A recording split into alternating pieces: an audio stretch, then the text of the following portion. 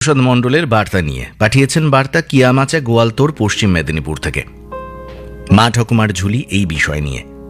নারীর অতীত যে বড়ই হৃদয় বিদারক। মা ঠাকুমার ঝুলিতে শুধুই নারীর আপন ভাগ্য জয় করার লড়াই। জন্ম থেকেই সমাজ বিধাতাগণ ঠিক করে রাখতেন শুধুই নিষেধ আর অসমতা। কন্যা সন্তানের মা হওয়ার আনন্দ মুহূর্তেই বিষাদে পরিণত হতো অভাগীদের। প্রসূতি মায়ের কপালে জুটত অপয়া, লক্ষ্মী ছাড়া শব্দবন্ধ। বাজত না শঙ্খ, হতো না বরণ, মুখে ভাত। শৈশবেই পাঠ দেওয়া হতো তুমি না মেয়ে। কৈশোর উদযাপন করার আগেই পিতৃদেব কন্যা দায়ের বোঝা নামাতে ব্যস্ত হয়ে পড়তেন। ঠেলে দিতেন সংসার নামক পুরুষের কামনার আগুনে।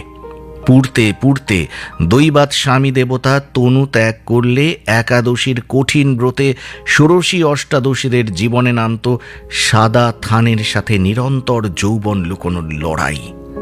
পদস্খলন হওয়ার আগেই নারীর সাধের কেশরাশিতে কাঁচি পড়ত। কদম ছাঁট কেশ নিয়ে সমস্ত মাঙ্গলিক অনুষ্ঠান থেকে ঘোমটার আড়ালেই মন দুঃখ ঢাকা পড়ত। বৈধব্যের বোঝা বইতে বইতে কত রকমের অপবাদ অত্যাচার মাথায় করেও সংসার সভ্যতার রথচক্রটা সচল রাখতে হয়েছে, তার প্রমাণ ইতিহাস বহন করছে। ওই যে কবি বলেছেন, নারীকে আপন ভাগ্য জয় করিবার কেন নাহি দিবে অধিকার হে বিধাতা। একাদশীর ব্রত কিছুটা শিথিল হলেও মিলল না নারী মুক্তি। প্রমাণ সমাজ পাতায় আজও কন্যা ভ্রূণ হত্যা থেকে হিংস্র পুরুষের কামনার শিকার নারী।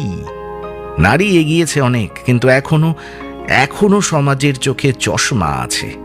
ওটা যতদিন না নামবে ততদিন ওদেরকে লড়াই চালিয়ে যেতে হবে। দেবীপ্রসাদ মণ্ডলের বার্তা, কিয়ামাচা গোয়ালতোড় পশ্চিম মেদিনীপুর থেকে।